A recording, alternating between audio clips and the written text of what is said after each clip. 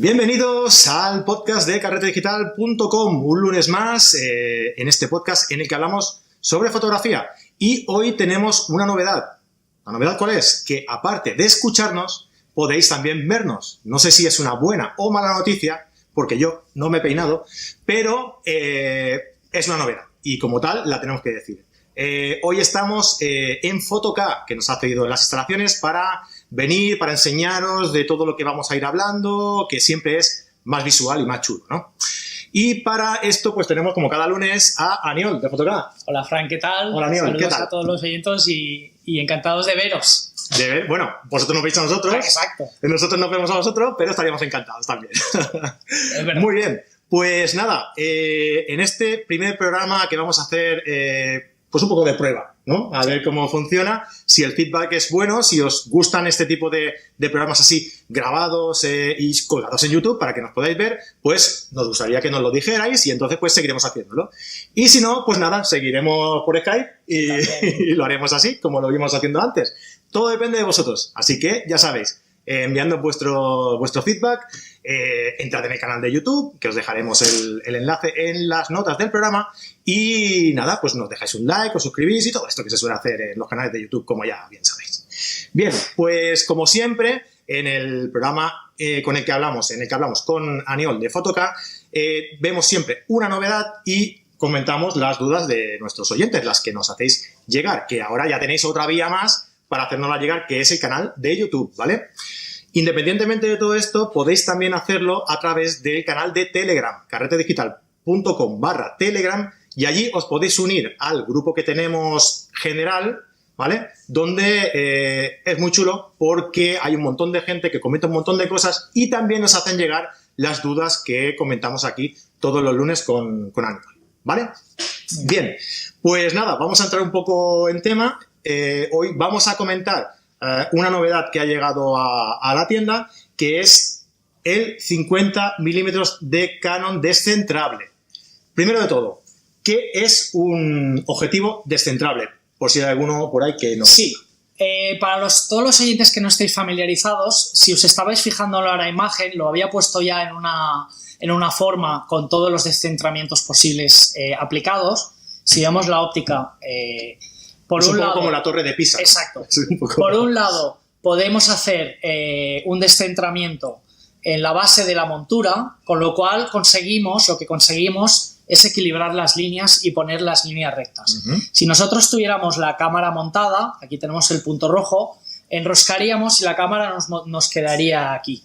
Entonces, estas ópticas lo que nos permiten, por un costado, es con este eje, modificar la perspectiva del eje, de las líneas, uh-huh, y conseguir que las líneas paralelas se mantengan paralelas, uh-huh, y no se nos crucen cuando hacemos la geométrica, ¿no? Exacto, muchas veces, sí. la distorsión por perspectiva. Uh-huh. Entonces, por un lado nos permiten corregir esta perspectiva, lo pondremos así y veréis cómo esto se desplaza. Si os fijáis... Exacto, la bayoneta, digamos, que conecta con la cámara, se va desplazando hacia un lado hacia otro. Para los que nos estéis escuchando y no nos estéis viendo en el vídeo, si queréis verlo, pues tenéis que entrar en YouTube y verlo.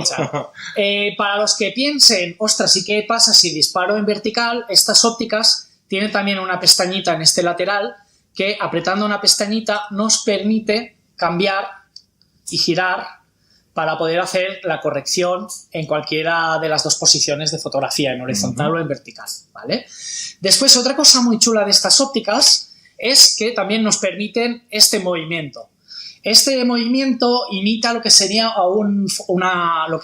un movimiento en el que desplazamos la zona superior, digamos, donde está la óptica, donde está la lente, exacto, hacia un lado o hacia el otro, igual que hacíamos con la base. Exacto. Entonces, lo que estamos haciendo es imitar lo que sería una óptica con fuelles, uh-huh, ¿vale? Un banco óptico o una cámara antigua, uh-huh, con fuelles. Esto nos permite modificar que en un mismo plano focal tengamos zonas enfocadas y zonas no enfocadas. Muy bien. Entonces, esto tiene aplicaciones para bodegón, uh-huh, y tiene aplicaciones también artísticas.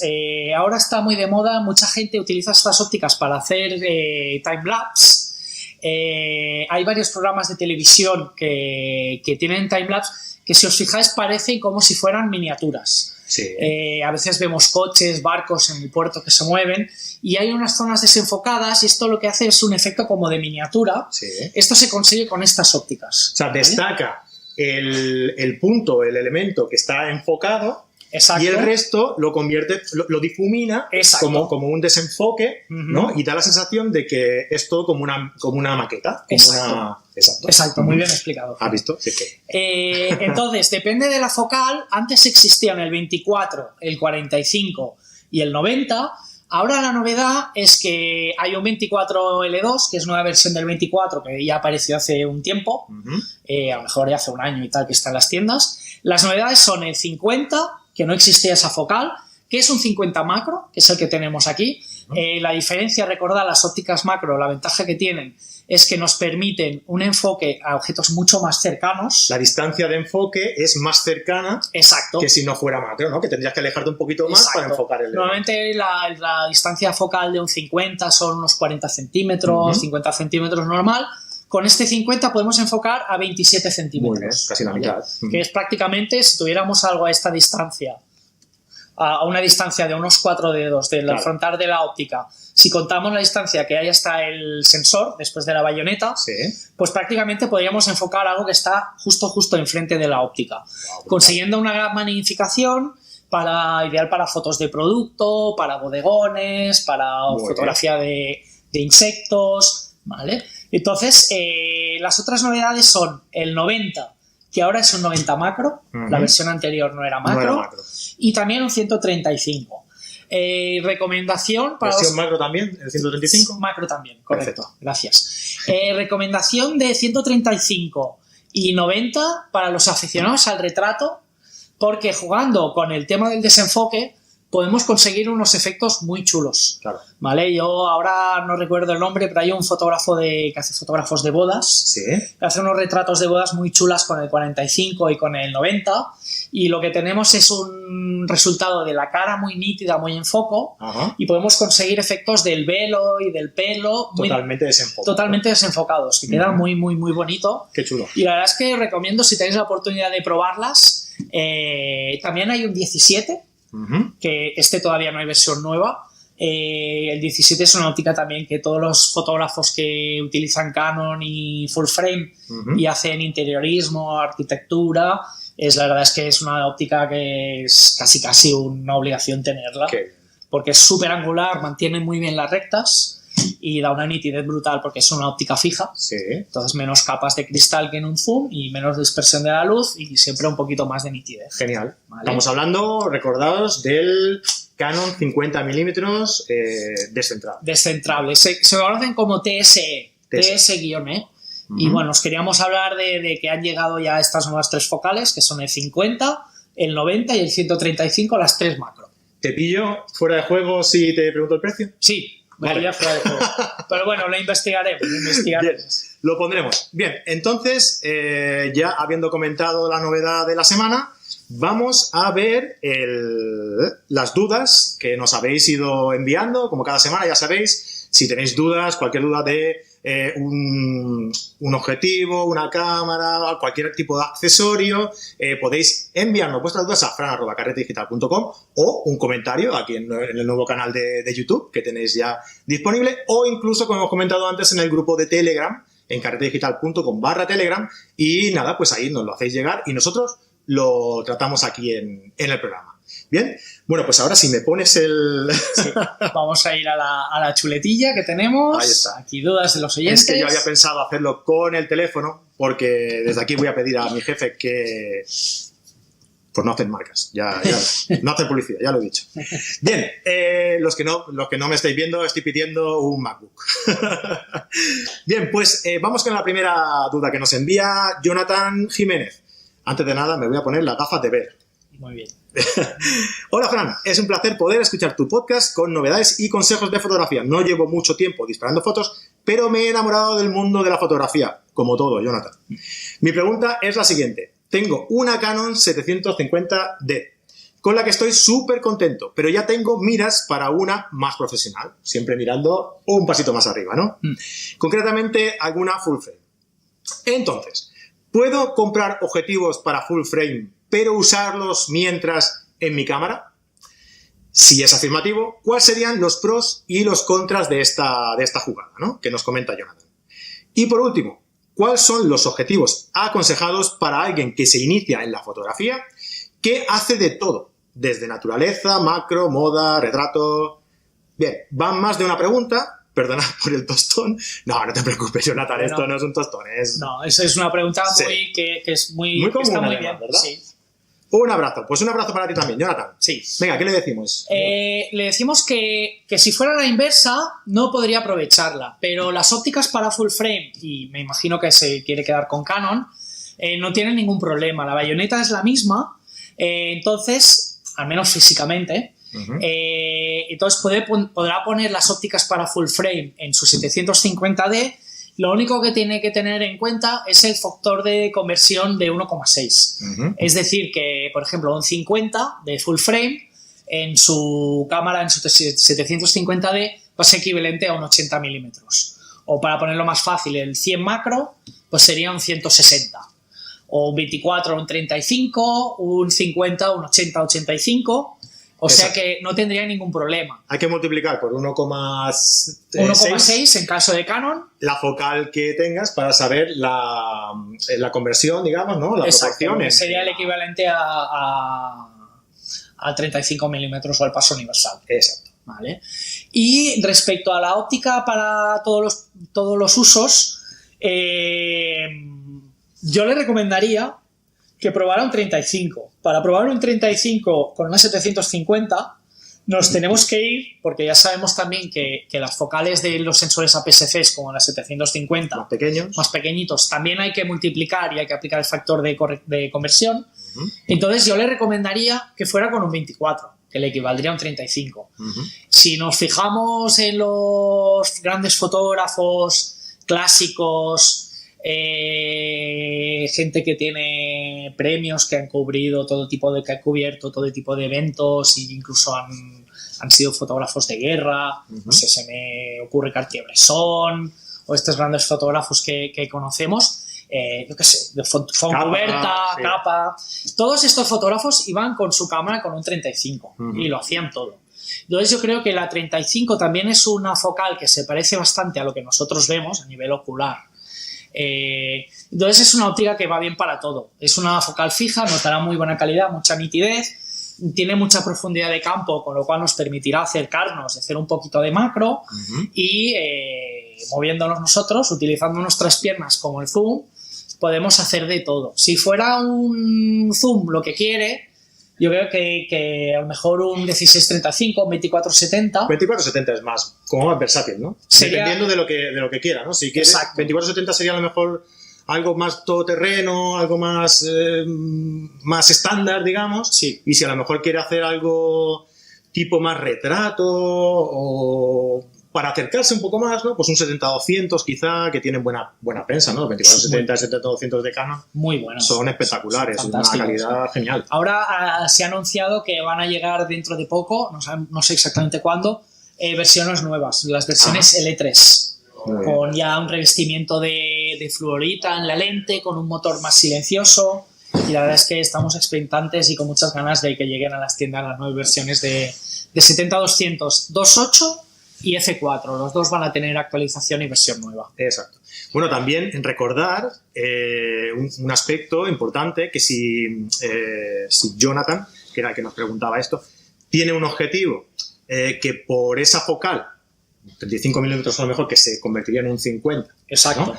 Y la usa en una full frame, hay full frames, yo diría que la mayoría, que tienen la función de conversión a DX y se le ajusta al tamaño del sensor. No se vería la trasera del objetivo, digamos. Exacto, no se vería la parte no cubierta y no quedaría una viñeta negra. Lo que pasa es que pierde calidad porque recortaría los píxeles. Sí, más que calidad lo que está perdiendo es el tamaño de megapíxeles. Tamaño del archivo. De hecho, en realidad, al hacerlo al revés, como solo cubre una parte del sensor, en realidad la calidad aumenta, porque lo que utilizamos es la parte central del objetivo. Correcto. La parte central del objetivo. Que es la que tiene menos distorsión, con lo cual es también una muy buena opción, una muy buena puntualización. Perfecto. O sea que si quieres optar por una óptica para en un futuro usarla en la full frame, puedes hacerlo. Sí. Y si utilizas una óptica para de APS-C, puedes tener en cuenta esto, que luego la conversión que te va a quedar luego sea la que tú quieres para utilizar en la full frame. Exacto. ¿Verdad? Sí, lo que pasa es que con un tamaño de archivo más pequeño. Más pequeño, claro. Por ejemplo, el otro día, no sé en Nikon, pero ahí en Canon, porque no lo tengo en la cabeza, pero el otro día lo estuve buscando esta información a un cliente que me lo preguntó porque quería usar una óptica para APS-C para hacer un tema de panorámicas y foto 360, y él utiliza un 10,5. Un 10 milímetros y medio, que es una óptica muy chula para Nikon, pero para sensor APS-C.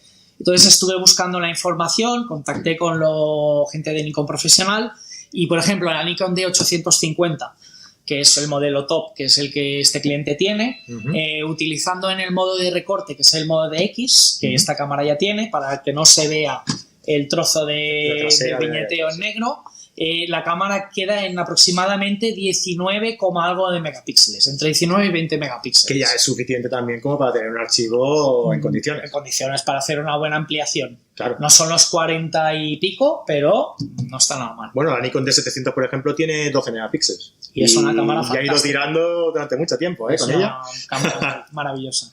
Muy bien, pues venga, vamos con otra pregunta, va. Muchas gracias, Jonathan, por tu duda. Jorge López Noval. Buenas, chicos. Gran podcast y mejor consultorio. Vamos al lío, venga, este va directo. Estoy pensando en cambiar mi cámara, mira. Otro está de moda, cambiar la cámara. Actualmente tengo una Nikon D300. Muy buena cámara, ¿eh? Sí. La D300 es una cámara muy versátil, muy resistente, sí, sobre todo, y que da muy buenos resultados, ¿eh? Sobre todo en su época, claro. Pero últimamente me está empezando a molestar el ruido que genera, claro, ante algunas escenas. Estaba barajando la posibilidad de cambiar a full frame, pero en realidad no lo necesito para nada. Así que tengo dos opciones. Cambiar de sistema y tirarme a una sin espejo, me encanta, puntualiza aquí, la Fuji X-T2, o quedarme donde estoy, comprarme una D500 y mantener todo el resto de objetivos. Principalmente sería para paisaje y nocturnas. ¿Qué os parecen estas dos cámaras? ¿Qué me recomendáis? Gracias. Pues nada, Jorge, muchas gracias a ti por la consulta. ¿Qué le decimos, amigo? La D300 es una cámara muy chula. Todavía es de la generación de cámaras que tienen un sensor CCD. Las cámaras de hoy en día tienen un sensor CMOS. La diferencia básica, para no liarles muchos, es que el CCD lee todas las líneas de golpe y el CMOS lo lee de línea en línea. Entonces, una de las particulares del CMOS es que le podemos subir mucho la sensibilidad y da muchos mejores resultados cuando trabajamos en ISOs altas, que es lo que le está empezando a echar de menos la D300. Claro. También la D300, darle un truquillo, y con todas las cámaras que tienen CCD, son unas cámaras que hacen más ruido cuando hay una temperatura muy elevada. Es decir, si vamos a utilizar la D300 y la apagamos un rato y la dejamos enfriar... Que no se caliente tanto el sensor, ¿verdad? Exacto. Las primeras fotos que realicemos antes de que se caliente el sensor tendrán menos ruido, menos grano, ¿sí?, que las que hagamos al cabo de un rato cuando el sensor esté caliente. O sea que hay un truquillo que os doy. Eso o irte a un sitio más frío. Exacto. Pero eso, si estamos en el campo, no podemos ponerle un aire acondicionado al campo. Evidentemente. Pero sí que sí tenemos una neverita con las Coca-Colas. Y podemos envolver la cámara dentro de una bolsita y dejarla ahí dentro de 5 minutos. Cuando vayas a coger una cerveza, pues coge la cámara. Exacto. Ojo que no dejemos la óptica ni se nos condense dentro de la cámara, que luego va a ser peor el remedio que la... Sí, este consejo no... Que la enferma. Eso, no lo sigáis. Sí, exacto. Mejor vamos a tirar atrás. Sí, vamos a rato. Esto lo cortaremos en post. Vale. Decirle que las dos opciones que tiene en la cabeza... la D500 o la Fuji X-T2. La D500 es el modelo de Nikon de APS-C más potente que hay. La verdad es que es una maravilla de cámara a nivel de controles, de agarrabilidad, de sujeción y de prestaciones de pantalla, del pentaprisma, del visor y de controles. Es una cámara ya profesional. Es una cámara que es un avión, para decirlo. Digamos que es la mejor cámara de sensor APS-C de Nikon. Es rapidísima. Entonces, para paisaje y para... ¿Qué nos comentaba que le gustaba? Para paisaje y nocturnas. No hace falta mucho la rapidez, pero a nivel de nocturnas sí que tiene un sensor que tiene un muy buen rendimiento en larga exposición. Claro. Y le puede ir genial para nocturnas. Sobre todo, supongo que lo que quiere Jorge es saber si la D500 tiene una buena respuesta a ISOs altos y a ISO a largas exposiciones, porque ya sabemos que cuando se realiza una larga exposición tiende a generar más luz. Que no tengo ninguna duda de que la D500 es una maravilla y le va a ir de coña para fotos de larga exposición. Muchos clientes que hacen bodas, bautizos y comuniones, BBCs, tienen full frame, tienen la D500 como segunda cámara. Incluso hay muchos que me dicen, ostras, yo tengo una full frame de ya unos años y la D500 ya casi que la estoy usando de primera cámara y la full frame de backup. Claro. O sea que no tenga ningún miedo porque es una cámara que no hace falta que nos vayamos siempre a full frame para tener buenas cámaras. Claro. Luego, lo único malo es que si vas a hacer paisaje nocturnas, normalmente lo que buscas, dependiendo del tipo de fotografía de naturaleza o de nocturnas que realices, pero generalmente lo que se busca es buscar un gran angular. Exacto. ¿No? Entonces, por el factor de multiplicación que hablábamos antes también, la D500 al ser una APS-C siempre tendrá que multiplicar, en caso de Nikon, por 1,5. Claro, entonces la focal peca un poco de angular. Le costará más igual le cuesta angulares. Un poquito, exacto. Se tiene que alejar un poquito más para captar más ángulo de cámara. Y luego la XT2 es una cámara que es una pasada. La verdad es que Fuji, si quieres, tendremos que hablar un día más con calma. Pero esta cámara ya lleva el patrón, el sensor que ellos lo llaman X-Trans, que es una versión propia que ha patentado Fuji, que ha hecho del patrón Bayer, que es el filtro que hay delante de la óptica y que nos separa la luz en el RGB, para decirlo así fácil. Y la verdad es que da un resultado muy chulo estas cámaras. Son mirrorless, entonces el sistema de enfoque está delante del sensor, no tenemos pentaprisma, ni espejos, ni nada, con lo cual también la velocidad de enfoque es una pasada. Es más rápida que las cámaras con espejo. Claro. Que para fotografía de naturaleza nocturna tampoco sería algo muy importante. No, porque solemos buscar la hiperfocal o enfocamos directamente a infinito. Pero bueno, tiene unas prestaciones muy chulas a nivel de filtros, a nivel de modos creativos y sobre todo aquellos que no os guste o no queráis entrar a disparar en RAW y queráis directamente un JPG muy bueno. La particularidad de esta cámara y de las Fuji en general que tienen este tipo de filtro es que el revelado que hace la cámara del JPG es muy bueno. La verdad es que es una maravilla y yo diría que es el punto fuerte. Si se decide por Fuji va a quedar encantado, aunque va a tener que invertir en un nuevo juego de ópticas, por lo que si tiene muchas ópticas le recomendaríamos, yo creo al menos, que se quedara con la Nikon. Sí. Pero que no tenga miedo porque la Fuji es una cámara fantástica y también quizá en poca luz, si hace naturaleza, quizás sí que enfoque un pelín más rápido. Pero... Claro, para mojarnos un poquito, quizá el consejo que podemos dar, aconsejando mucho la Fuji X-T2, por supuesto, sería que ya que tienes una serie de objetivos de la D300 y lo puedes utilizar en la D500, aprovechar la inversión. Claro, porque para fotografía nocturna y de paisaje, con esta cámara y con los objetivos que seguramente tendrás, te será más que suficiente y la inversión pues no será tan grande. De todas maneras, te animo a que pruebes la Fuji y engancha y mucha gente está optando por el sistema de Fuji. La verdad es que son cámaras que son una maravilla también. Pues sí. Perfecto, pues yo creo que hasta ahora ya lo tenemos bastante cubierto. Muy bien. Y nada, pues recordaros, ya que nos dejan el espacio, ya que estamos aquí en Photocá, pues recordaros que en photocá.es está la tienda abierta 24 horas. Si no cierran por la noche. No cerramos por las noches. Tenemos ahí a un grumete que está ahí pendiente de todo. También recordaos que esta semana, si pasáis por la tienda, tenemos descuentos importantes con Sony. esta semana tenemos un 10% de descuento en todo lo que sea material de Sony, menos las novedades, que son la A7 III, la A7R III y la A9. Y entonces, para no discriminar a los que queráis estas cámaras y que no entran dentro de la promoción, lo que vamos a hacer es que regalamos una extensión de garantía de 2 años a 4, pero con esta garantía de extensión de garantía de Sony, que recordamos que nos cubre todo. No solo defectos de fabricación, sino que nos cubre defectos por si nos damos un golpe, se nos moja la cámara. Digamos que es una extensión de la garantía, pero es un seguro que nos cubre mucho más, de 2 a 4 años. Siempre es bueno salir a cualquier sitio, salir tranquilo. Salir tranquilo. Que si se te cae la cámara, ¿sabes lo que duele?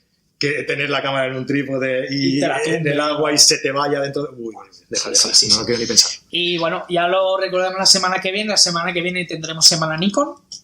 O sea que Eso me apunto yo. Ya os recordaremos que podéis pasar por la tienda del 25 al 30, todavía no sé la fecha exacta, pero habrá un día que tendremos aquí a la gente de Finicon y traerán a su técnico para hacer limpiezas gratuitas a todos los que queráis venir. Y... ¿Se pueden traer 2 cámaras? Supongo que sí, ahora me has pillado, pero supongo que sí. Bueno, yo las traeré igualmente, ya os contaré. Y nada, esta semana que viene Sony, la semana que viene Nikon, y ya lo iremos recordando. Cada semana tenemos aquí algo nuevo. No hay problema por claro eso. Que sí. Muy bien, pues nada, muchísimas gracias por seguirnos, tanto en el podcast como en el canal de YouTube. Ya sabéis, like, suscribiros, campanita, todo lo que ya sabéis. Y nada, cualquier duda, cualquier consulta, ya sabéis, fran@caretedigital.com o un comentario en cualquiera de nuestras redes por las que nos sigáis. ¿De acuerdo? Nada, hasta aquí el programa de hoy. Un placer, Aniol, estar aquí contigo. Y nos vemos la semana que viene. Adeu, adeu. Adeu.